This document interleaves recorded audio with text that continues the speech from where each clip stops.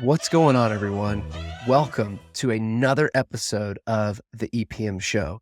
This is all things enterprise performance management, and we are here to give you an unfair career advantage. And today's episode has a ton of unfair career advantages in it. We hosted Liran Edelist. He is a fractional executive, he's a board advisor, and he is an entrepreneur in the EPM industry. He is the former president of Jedox Americas and corporate vice president of customer success. We talk about his unique view on customer success, and I'll give you a hint. It's not about knowing the product. It's about understanding the customer's business and how aspiring leaders can grow their career faster by really digging in and understanding their own business. He specifically talks about the value chain of your business. He also shares some really, really great insights from an executive's perspective on what he looks for when he's hiring high potential, high aptitude talent. And then lastly, he breaks it down really plainly about how curiosity and passion can be two of the biggest difference makers in your career. And he uses the phrase, "I'm looking for the person with the knife between their teeth." And I just love that intensity that he brings into his approach on career growth and talent and all things enterprise performance management. Check it out. I'm so excited for the insights that you're going to share with the audience today. So give me your career flyover in 60 seconds. Okay, let's start with my surprising start. I was actually starting my career as a head of student association. That was my first role as an executive to run like a full student organization. Later on, I went to a management consulting shop, worked with very small business owners and helping them to realize what the business is. Then I felt I need technology. So I worked with tier one and business and technology type integration. And after a couple of years, I decided to establish my own consulting shop. He explained the world what is business performance management and why do we need it. So I tried to merge between business consulting and technology. One of my technology partners were Jedox and Shop, and then that BI Shop with business intelligence and planning capability was acquired. And Jedox asked me to move here where I'm today to Boston. So that was about 7 years ago. I moved with my family from Israel to Boston. And I've been with Jedox for 6 years, ran the US entity and global customer success. And over the past year, doing some business and entrepreneurial activities with different founders and investors. Crushed it. I think one of the things that I love about your background, and I'm excited to have conversations with you about, is your combination of just entrepreneurial success along with being a corporate executive at a top company. I think that's a pretty rare combination to see. So I'm excited. And for audience, fun fact, you have a PhD. Yes, and this is also a show to help people with their career advantage. One of the fun facts about my PhD is that it was really a good reason for me to do the PhD to get a leverage in my career. I thought that if I'm young and successful, if I also have that PhD title in front of my name, it's going to help me very much. And I think it's not about the title, it's about being a research in your mindset, keep being exploring stuff. I love that. Absolutely. So we always like to also ask a fun personal question to get to know folks a little bit better on the show. So the question that I have for you today is, if you could sit down and share a meal with anyone in history, past or present, who would it be and why?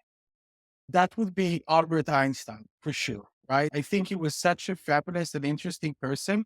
And I would always like to hear what he's thinking about and how he's talking and expressing himself in person. I didn't live enough to be with him in person, but if I could take some time machine back and share a meal, he would definitely be one of my favorite persons to speak with.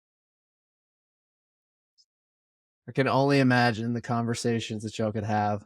I saw a quote that someone posted from him the other day talking about how I'm going to paraphrase, but the message essentially from Einstein was, "I have no special talents, just an insatiable, passionate curiosity."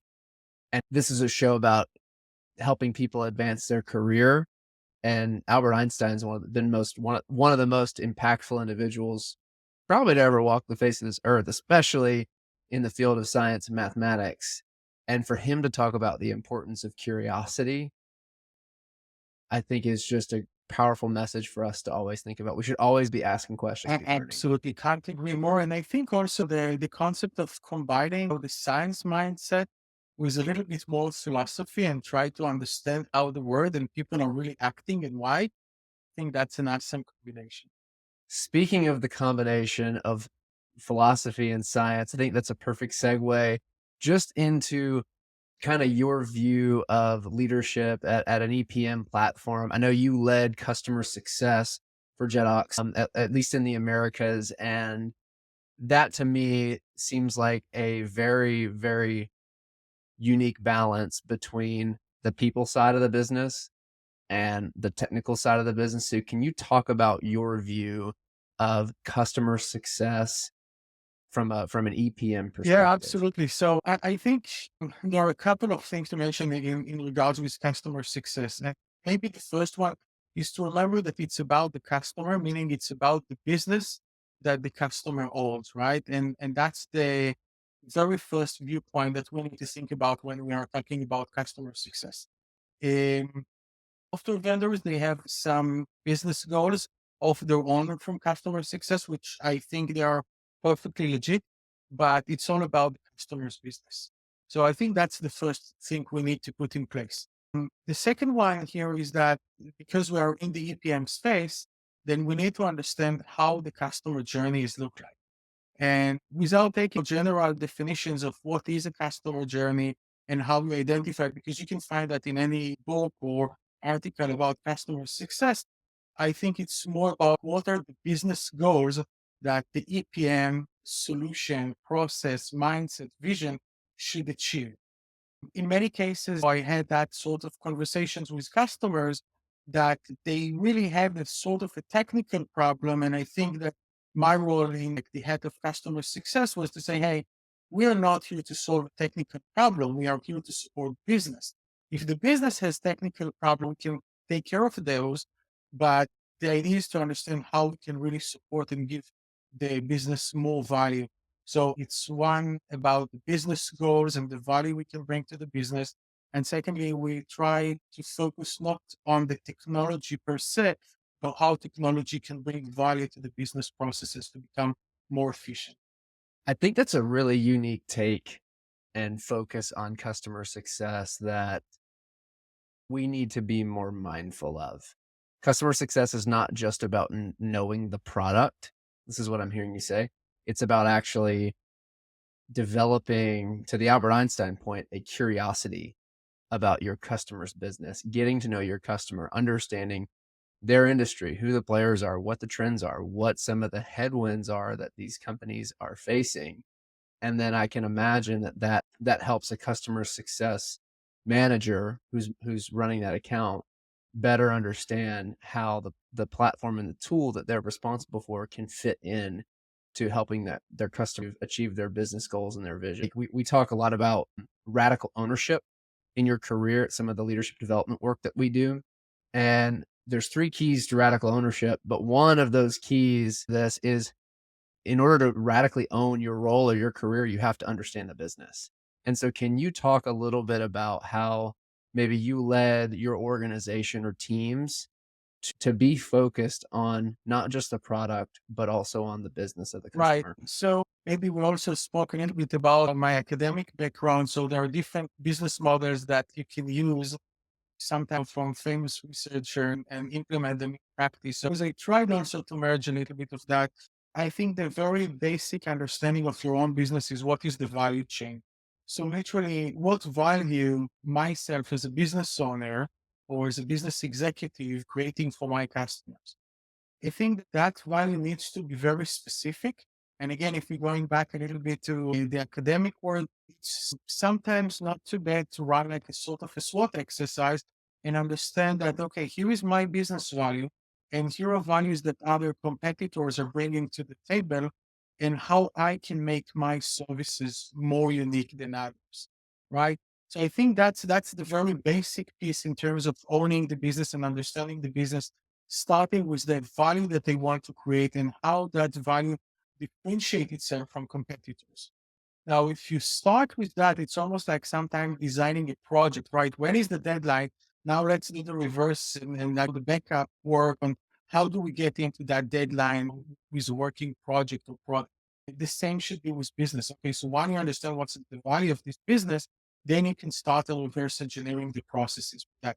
Now, that the same mindset that I was using for the companies I led, I use it with my customers. So I think sometimes we are thinking about the profit and loss report as the goal of the business or the goal of the FP&A function, but that's definitely not true, right? The truth is that the business has value or different value propositions to different businesses or organizations. And one of that value, you need to make sure that everything in the organization is creating that value in the most efficient way. Because if you're not doing that efficiently, you are losing money or you're not profitable enough, or you can't grow in the same rhythm that you want, right? So that's the very high level scope of business, the way I see that. What is the value? How you create that value and how you optimize the value creation? I love the big picture thinking. And I think sometimes if I'm putting myself in the shoes of customer success, it can be easy just to focus on your book of business. Well, helping people zoom out is key, which kind of drives me to another point. Coming at this from a leader, right? And this show being about helping people level up their career and grow their career in the EPM space. What do you look for in terms of high potential, high aptitude talent? Okay, so let's start with that big picture, right? So I think understanding the big picture is just the start. But when I'm looking at the individuals, or if I'm looking at the customer success manager that needs to take care of his own book of business, is the ability to jump from that big business into the specific role or cell in the Excel and understand what stands behind it, right? So when I'm looking at talents, I'm looking at people that can understand the big picture. They can understand the business they are serving, whether they are consultants that are serving their clients and the company that is hiring them, or whether those are FP&A professionals that are doing their job. I would first expect them to understand the business they are in. And secondly, I would expect them to understand how technology can make them produce better for their organization. Now, how technology help them doesn't necessarily mean that it needs to make them to work more efficient. It means that how it can make the organization to work in a more effective way. So I think that would be the first thing, the ability to understand, to see the big picture, but also to understand their specific work in that picture and how they contribute to the organization value creation.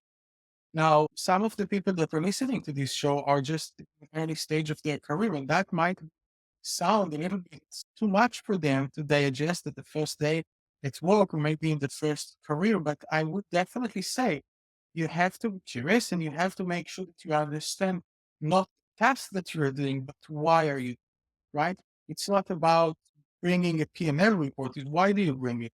It's not about the revenue lines and just comparing the actual versus budget. Oh, it's really trying to get that curiosity that we spoke about and make sure that we understand why is it important, the way we're doing and what are we doing, right? I love that curiosity is becoming the theme of this episode. It seems like both from a customer success and a career perspective. So let's speak a little bit about that curiosity. As a consultant, you jump from one business to another, right?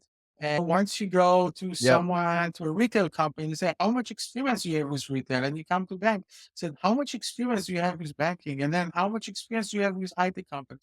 I think that curiosity is the ability to adapt yourself, right, into different businesses, into different processes, and also to enjoy, right? I think that I can definitely understand people that like to go to their job and just spinning the wheel, and that's fine with them, and I'm completely okay.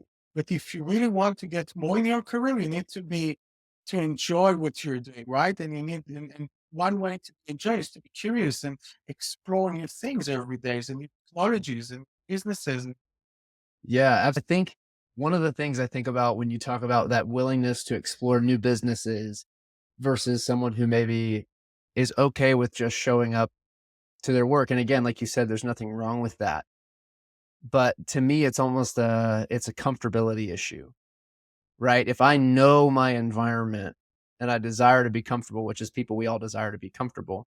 it can be tempting just to say, well, I'm just going to stay in this environment because I know it. Whereas sometimes going out and learning a new business, learning a new industry, learning a new product can be difficult because you're going to fail some. You're going to feel like you might be taking a step back, but you're being stretched.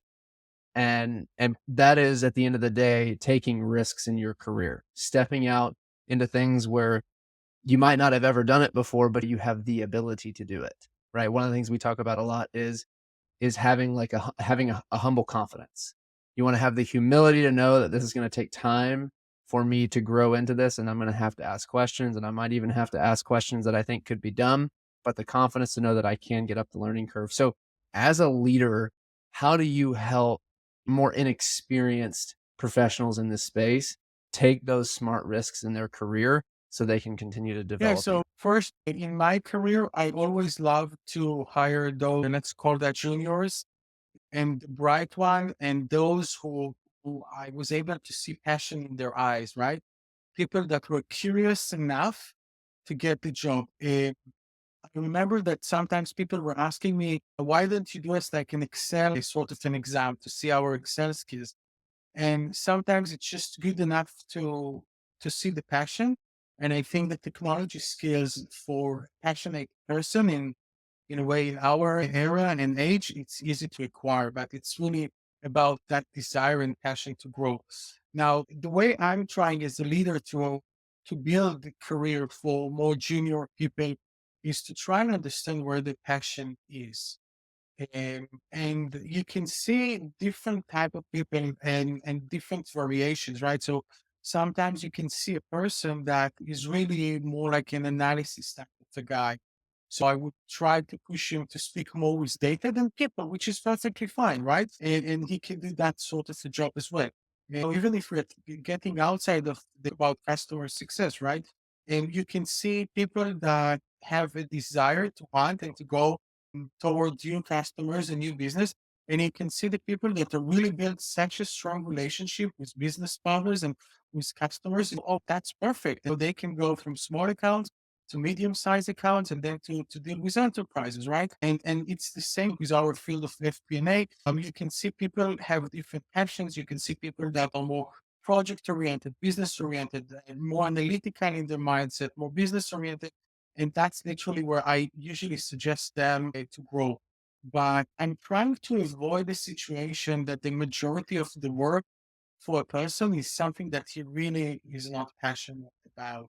And the same as I would with customer success, I would do with many of my employees, and I will try to make sure that they have their journey set out, what are their personal and professional goals, and make sure that we can achieve that together. You bring up two really amazing points that I want to make sure the audience understands. The first is you want to see the passion in their eyes. You want to see their energy. We've been talking a lot about energy lately and how, because right, we're executive search and talent acquisition. We help companies hire people. And one of the things we tell our candidates is that while, yes, the answers that you provide in an interview, they do matter, but your energy and the way you deliver those things with positivity, with optimism, with excitement, that matters just as much. Because if I'm a hiring manager, I want to see that someone has an excitement about this opportunity and about what the company is doing. And so I love that you bring that up because it's a reminder that at the end of the day, we can choose to bring our energy and our passion into a meeting or a conversation. We can be kind of level and just or we can choose to say, no, I'm going to get up for this. I'm going to bring my energy into this room and into this conversation. And that alone can set you apart as who's prepared and ready to continue to grow in their career. And the second thing that you brought up was the importance of being able to identify your passion. And I think for more junior individuals, it does take time. You almost have to do some things that you are not passionate about in order to get to find the things that you are passionate about. Some folks are lucky. They fall into something that they're passionate about early on in their career. Others, it takes 2, 3, 4, 5 years before they really find that thing that makes them come alive. But even then, to me, it's like you have to bring energy every day into that process. And so I love that you highlighted the importance of that because it's easy for folks, and myself included, and our audience to get focused on the technical side? It's something that you will do your whole career. I can tell you as an entrepreneur with my first few customers, it was a very small company, right? Myself, a few more employees over time. And I'm talking about customers because the same way that I would sell service, I would try to sell a person, right, to get a new job. The customer, what they always used to say to me, you know why we pick you? It's not because you have been the cheapest. It's not because you brought potentially the best solution to the table. They said, we know that you're going to fight for us. We know that even that you are like a small or a boutique shop, you care about that. You have the knife between your teeth. And so that's what we like. And that's why we picked your solution or your services than others. And I think it goes exactly the same with candidates, right? If you see the passion, if you see that they want the job, if you see that they care about the business they're going to serve rather than their own comfort zones, and hey, do I get 5 or 6 days off during the summertime? I don't know, right? That's not the right question. The right question is like, how can you as an individual can contribute business in the way that will make you passionate, will make you happy, and will make business happy as well. That is an unfair career advantage. Those insights, folks, that's an unfair career advantage. Liran, this has been awesome. I see your perspective from both sides now as an entrepreneur and as an executive. And I know now you're advising startups. You sit on several boards, and I would get you out of here on this question. What is next for you? What is your next big, hairy, audacious goal that you're going after? It could be work related. It doesn't have to be. It could be personal. It could be running a marathon, whatever. Wow. So from a work perspective, I have so many plans, but with all the respect, I am not going to disclose all of those plans right now. I think more from a personal perspective, I like to travel. So I have, by the way, a long list, but we don't want this to be like the topic for today. So just the top 3 ones, okay? Number 1 is to take an RV tour in a couple of continents, right? Number 2 is to complete my sailing license, which I just started 2 years ago, but never had the chance to complete. And if I would do those two, maybe I will try pilot license. An adventurer as well, sailing, pilot's license, taking our RV across multiple continents. I love it. That is an awesome, awesome goal. And you heard it here, folks. You'll have to be on the lookout for what Liran's next big plans are as far as the work stuff goes. So just keep a lookout. Liran, where can people find you? Probably LinkedIn. That would be the easiest. And I'm usually very responsive. So anyone who just want to chat, get an advice to speak, I'm always happy, always responsive. So yeah, please feel free. Awesome. Well, hey, today has been amazing. Thank you so much for coming on the show. We appreciate you, and you have given folks an unfair career advantage. Thank you so much. Thanks for watching. Thanks for listening. Wherever you're consuming this, if it's YouTube, if it's Apple Podcasts, Spotify, we appreciate you. Make sure you're subscribed. We have a lot more amazing guests on the way, a lot more great content. We're doing our best to bring you value and have fun while we do it. We really want this to be a career advantage, listening to this show, and we want you to enjoy it. So it means a lot. Make sure you're subscribed for what's to come. And also, if you're up for it, it would mean a lot if you leave us a like, a comment, a rating, a review, whatever platform you're on. That really helps, and it gets us fired up when we see those. So I appreciate you guys. Find us on LinkedIn. I'm Blake Bozarth, my co-host Chad Pyke with a Y. Would love to connect with you there. Have an awesome day. See you next time. Peace.